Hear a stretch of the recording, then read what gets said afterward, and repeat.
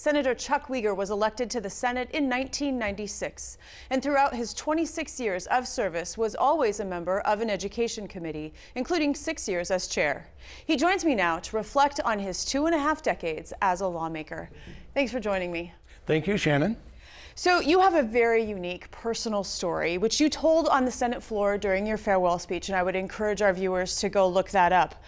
But in short, in your youth, you were a runaway. You did odd jobs. You even joined the circus for a time. What influence did your own story have on your desire to advocate for education? Well, it was a remarkable journey, a risky journey, dropping out, and I don't recommend it. I was fortunate that I made it. But I learned a lot about people. I learned a lot about myself. And part of the bottom line was that the passport for future opportunity rests in getting an education, advancing in my education. That 10th grade wouldn't be quite enough. And I always was relatively confident in my ability to succeed in school, but it was more wanting to discover other things in the United States and also in the world. I worked on a ship too for a while. And so, a number of stepping stones were a part of my education, but it made clear that the passport to future opportunities to get a great education, to apply yourself to the best you can, which eventually I did do. So you wanted to see the world for yourself. You had a bit of wanderlust, which, as we were talking about, you still have.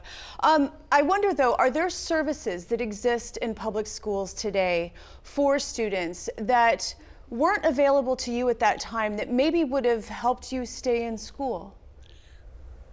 The new programs, and we've had them now for several years, would be for post-secondary education options, PSEO, being able to take college courses in high school, I think is a great opportunity to keep students engaged in their education. Sometimes they might be bored or not sufficiently challenged.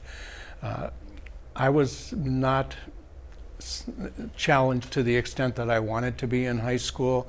There's other reasons too for why I traveled, but I definitely would have found it more appealing if there would have been programs like PSEO or advanced placement, things where you could have bridged that next stepping stone for higher education with your high school experience. So I've worked quite a bit on these programs, have advanced them, and have shared a little bit about my own experience. And I can assure you, each of my 5 kids, was a participant in that, and as our grandkids now, as they get close to that age. Political topics have always come up in debates about education policies. Prayer in schools, or whether and how sex education should be taught, come to mind of recent debates.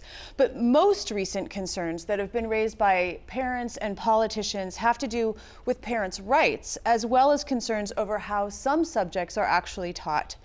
Are teachers and students now in the crosshairs of some of these cultural issues? Absolutely. Across America, this is a huge battle that's being waged. It's being waged in my district as well in some of the current school board elections. There's been some great local coverage about Minnesota and school board races, and there is a sharp division. People have a right to express those opinions, and wherever you come down, it's up to that local school board to make a decision.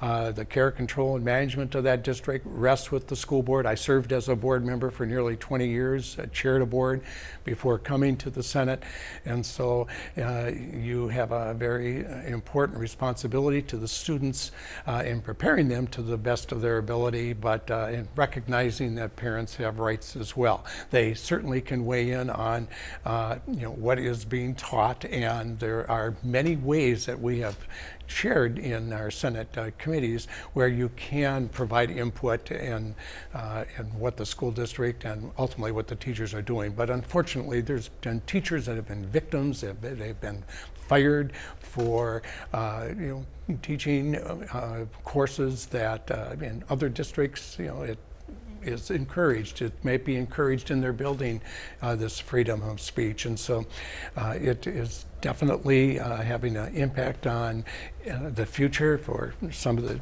teachers that even want to enter the profession. But right now it's on the ballot in many districts throughout our state and our country. As I'm sure you are aware, the most recent release of Minnesota's test data shows the degree to which the COVID-19 pandemic and distance learning has adversely impacted the state students. What needs to happen in order to get these students back on track? Need to do a big focus on remediation, on the recovery, and I would assume that every school district, every charter school, private schools as well, they're talking about to the extent that it's needed.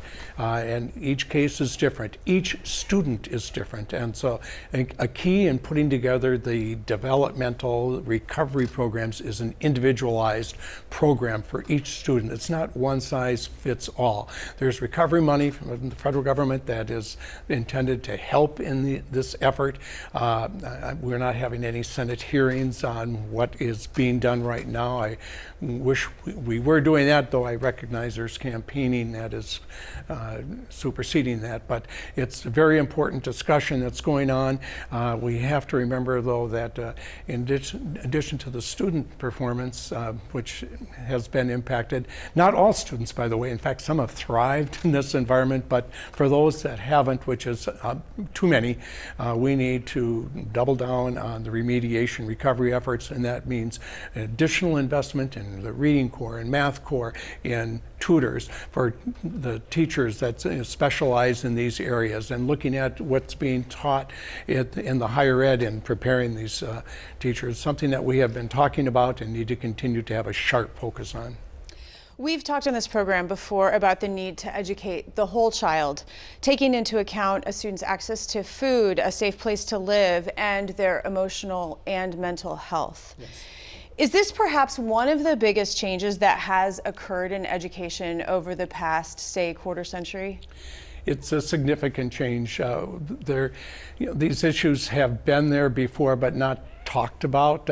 We know that a student in poverty, particularly, is more at risk of not learning as well as others that might be more advantaged, that may have access to specialized programs and et cetera. But if a student is hungry, has an empty stomach, it's going to affect their learning. My former senator, Alice Johnson, she worked so hard in this and trying to make the breakfast available, and we prevailed on that. The mental health needs, pre-COVID mental health issues were the #1 issue identified by teachers, by staff, by parents, and it's still there. It's out in the open now. It's good. It's important that we talk about it, and that we, most importantly, that we do something about it, and that means having counselors and other resource professionals, social workers, et cetera, that can help in addressing these mental health issues. So to different degrees, these were issues before, but it's out in the open now, and it does impact learning. So. Just briefly before we have to go, I want to return back again to your farewell speech, because you said to your colleagues, quote, "I could say very nice things about each of you." And you were talking not to just DFLers, but to Republicans also. So what's your best advice to this incoming group of lawmakers? It's going to be one of the largest in history. What's your best advice? Well, my advice is to actively listen. You learn when you're listening, and not when you're talking necessarily, but when you're listening, and learn as much as you can about the other colleagues in the room. Of course, you want to take care of yourself and your family and the people in your district, stay in touch, et cetera, but key to how productive you're going to be as a legislator is the relationships that you establish within your own caucus and across the aisle, whether you're in the majority or the minority. So actively reach out, get to know people, be kind, actively listen, and be a part of the Purple Caucus, the blue-red working together. And it's 4 years from now for the new group when you're up for election. Just try to get along and focus on what you think is best, and you'll make some very good accomplishments. Senator Chuck Wiger, best of luck to you. Thank you for your service. Thank you, Shannon. Thank you for your service.